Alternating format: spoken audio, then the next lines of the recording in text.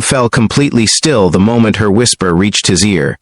Ethan Carter's hands froze in midair, hovering just above her shoulders as if time itself had suddenly stopped.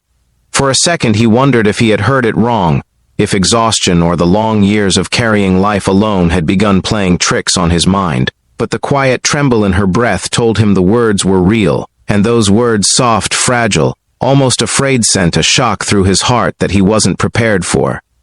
Before we continue this story, take a moment to support the channel.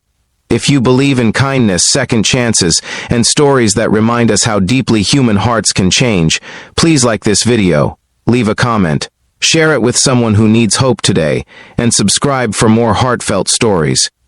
Ethan Carter never imagined that his life would become so quiet so quickly. At 34, he lived in a small town outside Denver, Colorado, raising his 8-year-old son Noah alone. The house they lived in was modest, a small 2-story place with creaky wooden floors and a backyard where Noah liked to kick a worn-out soccer ball every evening. Life had not been easy since Ethan lost his wife in a tragic car accident 6 years earlier. The grief had nearly broken him, but the tiny hand of his toddler son holding onto his shirt had forced him to keep moving forward. Being a single father meant every day was a balancing act. Mornings started before sunrise with packing school lunches, making scrambled eggs, and searching for missing socks.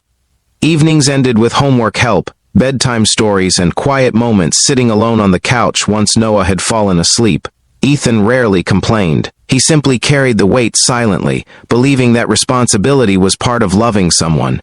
His best friend Caleb Mitchell had been one of the few people who stood beside him through those difficult years.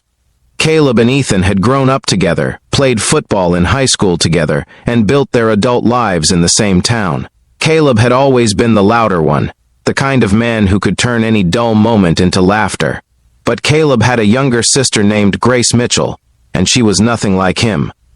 Grace was quieter, thoughtful, the type of woman who listened more than she spoke. She had moved back to town 2 months earlier after working for several years as a physical therapist in Chicago. Ethan hadn't seen her much over the years, only during occasional holidays when she visited Caleb.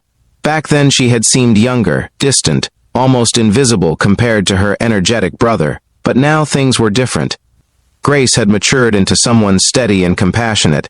She often stopped by Ethan's house to check on Noah after school or bring homemade soup when Ethan worked late shifts at the construction company. Noah adored her gentle nature. She listened patiently to his stories and helped him with school projects that Ethan sometimes struggled to understand. One chilly autumn afternoon, Ethan returned home after a long day carrying heavy materials at a worksite. His back ached so badly that even bending down to untie his boots felt like a challenge. Grace had come by earlier to drop off a casserole and was still sitting at the kitchen table helping Noah with math homework. When she noticed Ethan's stiff posture, her trained eyes immediately recognized the signs of muscle strain.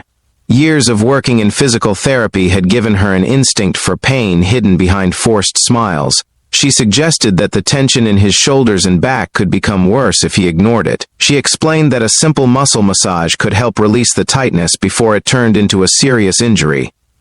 Ethan hesitated at first. The idea felt awkward. Grace was his best friend's sister, someone he had always treated like family. But the pain was real, and she spoke with the calm confidence of someone who knew exactly what she was doing.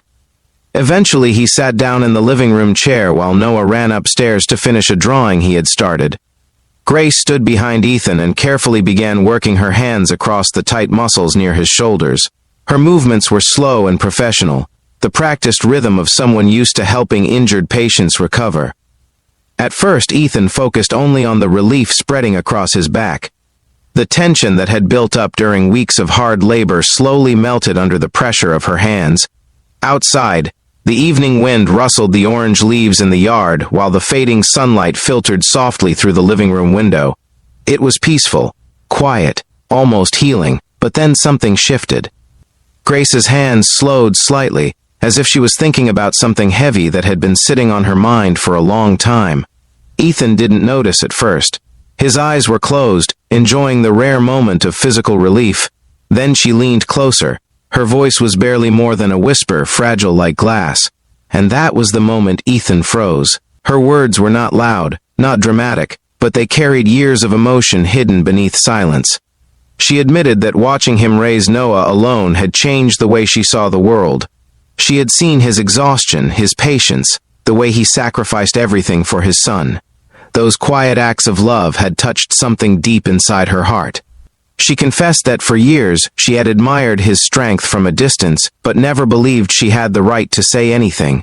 He had been grieving, he had been surviving, and she had simply been the supportive friend who stayed nearby.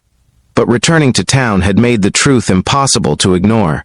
Her whisper revealed that somewhere along the years, admiration had slowly turned into something much deeper. The words hung in the air like fragile snowflakes. Ethan sat there in stunned silence, his mind racing with confusion, surprise, and something else he hadn't allowed himself to feel in a very long time. After losing his wife, he had closed the door on the idea of love. His entire world had become centered on one mission: raising Noah and protecting the small family they had left. The possibility that someone might care for him again had never crossed his mind. Grace quickly stepped back, as if afraid she had crossed a line that could never be uncrossed. The warmth of her hands disappeared from his shoulders, leaving behind only the echo of her words. In that quiet living room, Ethan realized something important. Loneliness had become such a normal part of his life that he had stopped recognizing it. For years he had convinced himself that strength meant carrying everything alone. But Grace's gentle confession cracked open a door he didn't even realize he had locked. Later that evening, Noah came running downstairs holding his drawing, proudly showing a picture of 3 people standing under a bright yellow sun. Ethan looked at the drawing carefully. The child had drawn himself in the middle, Ethan on one side, and Grace on the other. Children sometimes see things adults are too afraid to acknowledge. That night, Ethan sat on the front porch long after Noah had gone to bed. The sky above Colorado stretched wide and endless, dotted with quiet stars. He thought about the years of grief behind him, the responsibilities in front of him, and the unexpected hope that had appeared in between. Grace had not demanded anything from him. She had simply shared the truth of her heart, and sometimes, truth is the beginning of healing. Months passed, and slowly their lives began to intertwine in natural ways. Grace continued helping Noah with school and often joined them for dinners that felt less like visits and more like family gatherings. Ethan found himself laughing more often, feeling lighter than he had in years. Love did not arrive suddenly like a storm. Instead, it grew quietly, like sunlight slowly warming a long winter morning. One evening, nearly a year later, Ethan watched Noah run across the backyard toward Grace with a school report card clutched proudly in his hands.